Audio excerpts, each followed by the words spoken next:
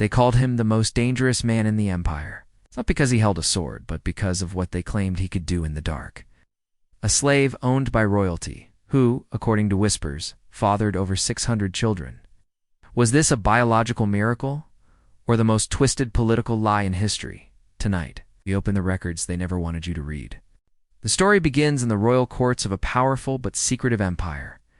His name has been almost erased from official documents, yet his legend still survives in the corners of history books and in the whispered tales of the palace. They say he was chosen for a single purpose, to produce children, not a few, not dozens, but hundreds. 600 to be exact. To the common people, this claim was both fascinating and disturbing. Some saw it as proof of the man's legendary virility, a strange badge of honor in a time when male heirs were everything. Others saw it as something much darker, the systematic use of a human being as nothing more than a breeding tool. But here's the question no one could fully answer. Was it true? Or was it a story crafted for power, control, and propaganda? The first recorded mention of him appears in a dusty royal census list. A name, a title that loosely translates to keeper of the bloodline. Beside it, a strange mark. One historians still argue about. Some say it's a symbol for many sons, while others believe it's simply a clerical flourish. But to those who knew the palace gossip, that mark meant something else entirely. A count of lives fathered. But let's pause for a moment. 600 children? That's almost impossible by any biological standard, especially given the health risks and limitations of the time. If the claim were true, it would mean decades of near-constant fatherhood. No soldier's victories, no king's decrees, no royal mistress had ever produced a number like that. Which begs the question, who wanted the world to believe it? Some historians believe the claim was designed to humiliate the royal family. Others think it was meant to glorify them, proof that even their slaves were extraordinary. And then there's the theory that this man was part of something far more organized, a hidden network that controlled the royal bloodline from behind the curtains. The deeper you look, the stranger the records get. Pages torn from archives, family trees with blank branches, letters from foreign envoys hinting at a certain man whose influence reached further than the king himself. The pieces don't fit neatly, but one thing is clear. Someone wanted this man's story told, and someone else wanted it buried. And buried it was, till a scandal, years later, would drag his name back into the light. The palace where he lived was a fortress disguised as paradise. From the outside, it was a vision of beauty. Marble courtyards, fountains carved with scenes of victory, gardens where the air smelled of roses even in winter. But inside those walls, nothing was free. Every step, every glance, every word was watched. And for one man, those walls weren't just boundaries, they were a cage. The slave, whose true name may have been lost in translation, was known in the royal court only by his title, the Stallion of the Bloodline. It sounds almost mythical, but palace records hint that he had no duties beyond one. He was kept in private chambers, away from the public eye, and brought out only under certain orders. Orders that came directly from the royal family. His life, by all accounts, was both privileged and imprisoned. He had silk clothing, endless food, and servants to attend to him. But he also had guards posted outside his door, day and night. He was not allowed to leave the inner palace without an escort. And whenever his presence was required, it was always at night, always in secrecy. The women he met were not chosen by him. They were selected sometimes by the queen, sometimes by powerful ministers, and escorted to his chambers under guard. Some were slaves. Some were concubines. And some, according to letters, smuggled out of the palace. May have been high-born women, offered as gifts to produce children tied to the royal bloodline. To the empire's rulers, this was about control. Every child born in the palace could be claimed, married off, or used to cement alliances. But here's where things grow suspicious. For all the talk of his 600 children, there is no complete list. No verified family tree. Some births were recorded, but many were not. Historians digging through foreign archives have found conflicting numbers, some claiming as low as 100, others suggesting far more than 600. Was the number inflated for legend? Or was the truth buried to hide something worse? One chilling theory is that the number was never meant to be literal. In some ancient cultures, claiming 600 sons was a metaphor for power, influence, or the spreading of one's bloodline across many noble houses. If that's the case, then perhaps the man was more than a breeder. Perhaps he was a pawn in a political game that stretched far beyond the palace walls. Still, the palace kept him hidden. Foreign visitors were forbidden to meet him. His name was rarely spoken aloud in court. Yet in the city's taverns and markets, people whispered about the mysterious slave in the royal harem, the man who could populate a village in a single year. What they didn't know was that the secrecy wasn't just to protect him. It was to protect the royal family from a truth they could never admit. The empire might have kept its secrets forever, if not for one night that changed everything. It began with a funeral. A minor noble, barely in his 30s, had died suddenly. His family gathered to mourn, but an argument broke out at the gravesite. Two women claimed their sons were the true heirs to his estate, and both insisted that the boy's real father was not the nobleman lying in the coffin, but a slave hidden inside the royal palace. The whispers spread quickly. By morning, the markets were buzzing with the story. By evening, it had reached the court. And within a week, the 600 children rumor wasn't just gossip. It was a scandal that threatened to embarrass the royal family itself. The problem was simple. If these women were telling the truth, it meant royal property, slaves and concubines, had been used to produce heirs for powerful noble families, possibly without the public knowing. It also meant those noble bloodlines might not be pure at all, something that could destroy political alliances overnight. The palace tried to smother the story. Messengers were sent to silence the women, bribes were offered, threats whispered. But it was too late. A foreign ambassador caught wind of the rumor and sent a letter home, describing a certain man kept for the pleasures of the royal court, whose seed is spread across the empire. That letter, intercepted by spies, became a weapon. Rival factions in the empire began using it to attack the ruling family's honor. Faced with a storm they could no longer control, the palace did something no one expected. They opened part of their records. They released a carefully curated list of names. Children allegedly fathered by the slave. The number, 117. Far from 600, but still enough to shock the public. But here's where the puzzle deepens. The list was strange. Many names were missing dates of birth. Some children appeared to be the same age, yet born to different mothers in far-off regions. And some names were repeated in ways that suggested deliberate tampering. Historians now believe the list was a half-truth, a carefully designed compromise to calm the public, while hiding the full extent of the man's story, but it had the opposite effect. The inconsistencies only fueled the legend. People began asking dangerous questions. If the palace was willing to admit to 117, how high could the real number be? And if the 600 figure was invented, who had the power and the motive to spread it in the first place? One clue would come from an unlikely source, a former palace guard, who fled the empire and told a story that made the scandal far darker than anyone imagined. The man who finally spoke was not a historian, not a politician, and not a victim. He was a palace guard, one of the few who had been assigned to stand watch outside the slave's chambers. His name is lost to history, but his testimony, recorded years later in exile, is one of the most chilling pieces of this puzzle. According to the guard, the slave was not treated like an ordinary servant. He was more like a locked treasure. His chambers were lavish, carpets imported from distant markets, golden lamps that never burned out, food brought in silver trays. But he could never step beyond a certain courtyard. There were guards posted in shifts 24 hours a day, and the women. The guard claimed they came at night, sometimes one, sometimes several. They were not always willing participants. Some cried. Some resisted.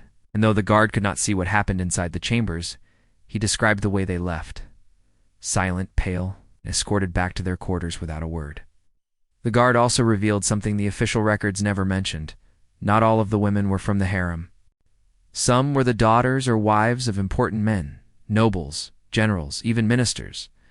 They would arrive in secrecy, sometimes under the cover of religious festivals when the city was distracted. Why they came was never openly discussed, but the guard suspected it had less to do with pleasure and more to do with politics. Then came the detail that startled historians the most. The guard insisted that the slave was not simply fathering children at random. Each child's birth was carefully logged by the palace scribes.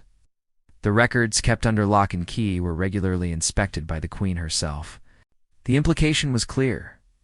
These children were part of a deliberate breeding program designed to spread the royal bloodline into families loyal to the crown. But here, as the part that cast the deepest shadow over the 600 claim, the guard swore that many of the women who visited the slave never appeared in the birth logs. No children were recorded from them, at least not in the official lists. Where those children went, he could not say. Historians have speculated on this for decades. Were these missing children hidden away? Were they eliminated to protect secrets? Or, most unsettling of all, was the 600 figure a coded number for something far darker than childbirth? Before the guard could be questioned further, he vanished. Some say he was killed by the Empire's agents. Others believe he went into hiding in a foreign land. His disappearance only added to the mystery and to the suspicion that someone, somewhere, was still working to keep the truth buried. The next breakthrough would come not from witnesses, but from an ancient set of documents smuggled out of the palace library, documents that challenged the very idea that this man's story was one of biology at all. The scrolls were never meant to see daylight. Wrapped in faded silk and sealed with the royal crest, they had been locked in the palace library for generations. Their survival was a miracle, or perhaps a mistake. Most such records were burned when new rulers rose to power, erasing the sins of the past. But somehow, these scrolls escaped the flames. The man who smuggled them out was a low-ranking scribe. Dismissed from his post after a disagreement with a senior librarian, bitter and desperate, he took what he could carry, and among the stolen items were 3 scrolls marked with a symbol historians hadn't seen before. It looked like a coiled serpent wrapped around a seed. When the scrolls were finally translated decades later, it revealed something startling. Detailed rosters, not of children, but of alliances. Each entry contained a name, a family house, and a cryptic note beside it, secure, bound, or seated. There were no birth dates, no mothers listed, no official acknowledgement of bloodlines. It was then that a chilling theory emerged. The 600 children might not have been literal offspring at all. Instead, children may have been a coded term for political pawns, families brought under royal control through loyalty, marriage, or debt. And the slave? He was simply the symbol or scapegoat around which this myth was built. This interpretation changes everything. If the number was code, then the claim of 600 children wasn't about an extraordinary man's biology. It was about the royal family's reach. 600 households across the empire, bound to the throne through carefully arranged unions, some sealed in the most intimate and coercive ways imaginable. Still, the scrolls hinted at something more personal. In the margins, someone, perhaps the scribe himself, had scribbled short, almost tender notes about the slave. Speaks little, refuses wine, keeps a carved figure of his mother. These glimpses paint a picture not of a powerful seducer, but of a man caught in a web he could not escape. Yet there's one entry in the final scroll that haunts researchers to this day. It's just 4 words, written beside the name of a prominent noble house. The blood is his. If true, it suggests that at least part of the legend was rooted in fact, that the slave may indeed have fathered a child whose bloodline would change the course of the empire. But before historians could piece together the entire puzzle, the scrolls vanished from the archive where they were being studied. Only photographs and partial transcripts remain. Whether they were stolen to be sold, or destroyed to bury the truth forever, remains an open question. The disappearance of the scrolls didn't kill the story, it only deepened it. And it pushed researchers toward the final, and perhaps most dangerous lead, a family still alive today, is claiming to be direct descendants of the man himself. The trail should have ended centuries ago. Most royal scandals fade with time, swallowed by war, new dynasties, and the slow erasure of memory. But this one refused to die. In a small, quiet town far from the capital, there lived a family who claimed a direct connection to the man at the center of the legend, the slave known as the Stallion of the Bloodline. Their story was passed down in whispers, never written in public records. The family claimed that one of their ancestors had been a palace nurse, tasked with caring for a child who was officially recorded as the son of a high-ranking noble. In truth, she swore the boy was fathered by the slave, a fact she guarded fiercely until her death. She told her children that his features, his hair, even the shape of his hands, mirrored the man she had once seen through a palace doorway. When word of this family reached modern historians, it sparked a frenzy. Could they be the living proof of a scandal the palace had buried for centuries? Several researchers traveled to meet them, bringing photographs, maps, and even the surviving images of the stolen scrolls. What they found was unsettling. The family possessed a carved wooden figure, the same design mentioned in the scrolls as belonging to the slave. They claimed it had been passed down for generations. The wood was tested, and the results placed it in the exact time period of the original legend. Then came the most controversial step, DNA testing. The family agreed, but there was a catch. There were no confirmed remains of the slave to compare against. Instead, researchers attempted to match the DNA to distant relatives of the royal bloodline still living today. The results? Inconclusive. Some markers hinted at a connection, but others fell short of certainty. The family's patriarch gave an interview in which he spoke with quiet conviction. "They say my ancestor fathered 600 children. They say he fathered one child who mattered more than any king's decree. That child's blood flows in my veins." Not everyone was convinced.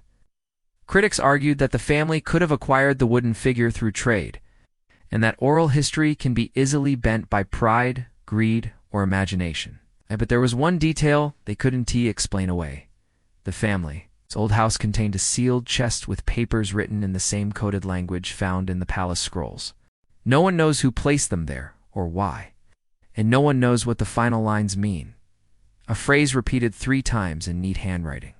"The crown owes him." If the words are true, they hint at a debt the royal family never repaid, and perhaps a reason why the legend of the 600 children has survived, stubborn and unbroken, into the modern age. But to get closer to the truth, historians would have to return to the empire's capital and to a hidden chamber inside the old palace, sealed for hundreds of years. The old palace had long since been turned into a museum. Tourists wandered through glittering halls, admiring jeweled thrones and faded tapestries, never realizing that parts of the building were still off limits. One of those places was a small wing known to archivists as the sealed room, a section locked behind reinforced doors, with no public tours and no photographs allowed. For centuries, no one had entered without direct permission from the royal household. That changed only once, when a team of historians, backed by quiet political pressure, was granted a single day inside. Their goal was simple: to look for any surviving evidence of the slave's existence, something untouched by rumor or forged records. What they found was not what they expected. The room was filled with crates of personal effects, sealed scroll tubes, and heavy chests bound with iron. Many were labeled only with symbols. One box, tucked into a dark corner, bore the coiled serpentine seed emblem seen on the stolen scrolls. Inside were rows of small clay tablets, each etched with a name, a date, and a mark that resembled a drop of blood. There were hundreds of them. If the marks represented children, this was the closest thing to a complete record ever discovered. But the dates didn't make sense, overlapped in impossible ways, suggesting that multiple births were recorded on the same day, far beyond what one man could produce naturally. This reinforced the theory that children was code for something else entirely, perhaps marriages, alliances, or newly loyal houses. Yet one item in the box defied all interpretation. A small bundle wrapped in silk, containing a lock of hair, still dark, despite the centuries. A tag attached to it read only, "From the first." The team wanted to remove it for testing, but permission was denied. The royal officials who oversaw the visit insisted the item be returned to the crate immediately. The refusal only fueled suspicion. If the hair belonged to the slave, modern DNA analysis could confirm once and for all whether any living descendants exist. Before leaving, one historian managed to glance into another chest, partially open. Inside was a robe of simple cotton, far plainer than royal garments, but embroidered along its hem was a single line in the ancient court script: "I belong to no crown." The team left the sealed room, knowing they had touched the edge of the truth. and that someone still wanted that truth controlled. Then, days later, one of the historians who had entered the room received an unsigned letter. It contained just a single sentence: "You are counting the wrong children." The message hinted at a revelation darker than anyone had yet imagined, a truth that could explain both the legend and the secrecy. The letter S, warning "You are counting the wrong children," was more than a riddle. It was a challenge. The historians who had entered the sealed room gathered in secret to discuss its meaning. If the clay tablets didn't represent biological offspring, and the 600 children weren't literal, then who or what were they actually counting? One researcher dug into the Empire's old military archives, searching for patterns. That's when the first crack appeared. The dates etched on the tablets matched not with palace births, but with moments of political unrest. Riots suppressed, rival lords brought to heel, provinces annexed without bloodshed. In each case, a noble house that had once opposed the crown suddenly pledged loyalty. The children, it seemed, might not have been people at all, but families broken and brought under the royal banner. The slave's role then was not just as a breeder, but as a weapon of influence. How? The answer was as unsettling as it was brilliant. The royal court allegedly used him as leverage. His reputation, exaggerated or not, became a tool for manipulation. Rumors would be whispered to targeted households that their daughters had been chosen for the stallion of the bloodline. For some, it was a threat of humiliation. For others, a promise of royal favor. In both cases, refusal was nearly impossible. By exploiting his image, the crown could bend powerful houses without ever drawing a sword. Those families would become children of the empire. Not through birth, but through submission. And the number 600 might have been a record of every house forced into loyalty this way, but there was still one last shadow over the legend. Buried in a foreign diplomat's journal was a single chilling note. Some were taken young, before they could speak against it. If true, the phrase hinted that the system didn't just target noble houses, but also abducted and absorbed their heirs, erasing their lineage and raising them as loyal children of the crown. It was a method as cruel as it was effective, and one that would explain why so many records were destroyed. The scandal wasn't simply about a man fathering hundreds of children. It was about an empire systematically reshaping its own bloodline through coercion, intimidation, and the rewriting of family histories. For the historians, the truth was now close enough to see. But proving it would require the one piece of evidence still locked away in the sealed room, the lock of hair marked from the first. And then, just as they prepared to make a formal request to access it, an event occurred that would change the course of their investigation forever. The sun had just begun to set when the small town gathered by the old train station. It's the same place where months ago the confrontation had first happened. But today, there were no angry whispers or suspicious glances. Today there was silence. The kind of silence that holds respect, not doubt. Ethan stood off to the side, his cap in his hands. It wasn't new. The brim was still frayed, the fabric still faded from years of wear. But now, no one saw it as just an old hat. They saw it for what it was. A piece of history, a symbol of service, a quiet badge of honor. Children ran past him, laughing, chasing one another in the fading light. One of them stopped, a boy of maybe 8 years old. He looked up at Ethan with wide eyes. "Mister, were you really in the war?" the boy asked. Ethan didn't answer right away. Instead, he knelt down, placed his hat gently on the boy's head, and smiled. "I was," he said softly. "But what matters isn't the battles you fight. It's the people you stand up for." From across the platform, the general approached. No words were spoken as he stopped in front of Ethan. Slowly, deliberately, he raised his hand in a salute. The same silent gesture that had once shocked an entire crowd into stillness.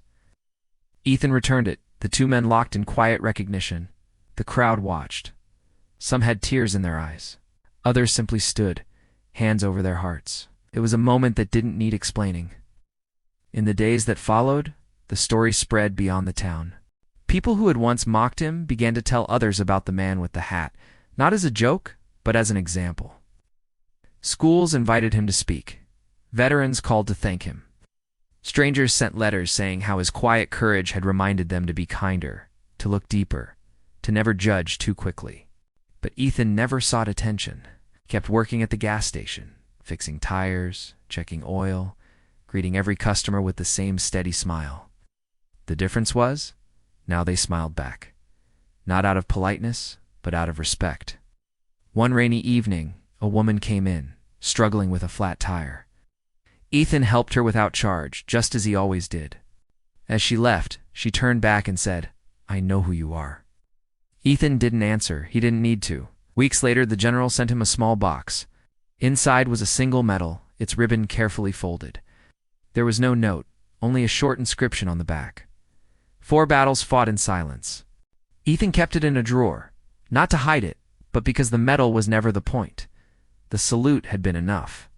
Years from now, people might forget his name. They might forget the day the crowd went quiet, but they would remember the lesson. That true service doesn't shout, it doesn't demand recognition. It simply stands, steady and unshaken, until the world finally sees it. And every now and then, when the wind caught his old cap just right, Ethan would hear those words again, the ones that had started it all. Not from his own mouth, but in the voice of the general, spoken without a sound. Respect. It was all he had ever wanted. In the end, it was all he needed.